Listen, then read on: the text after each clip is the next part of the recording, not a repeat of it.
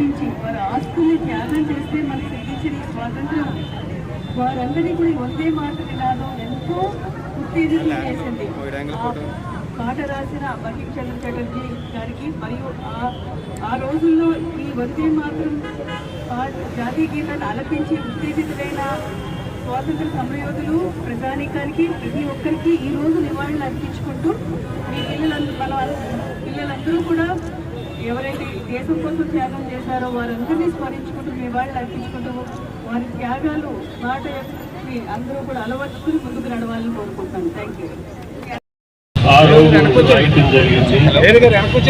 సరిగ్గా ఈ రోజుకి 150 సంవత్సరాలు అయింది. వందే మాతరం గీతం రాసి వందే మాతరం అనగానే భారతీయులు పుట్టించిపోతారు. భారతదేశానికి స్వతంత్రం తీసుకురావడానికి ప్రధాని గాయకుడు ఈ వందే మాతరం రాశారు. ఈ వందే మాతరం మన జాతికి మన ప్రపంచంలో అన్ని దేశాలు కూడా మన జాతీయ గీతాన్ని ఆలపించే విధంగా ఈ కార్యక్రమం చేయడం జరిగింది.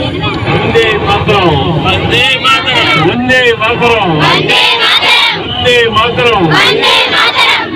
భారత్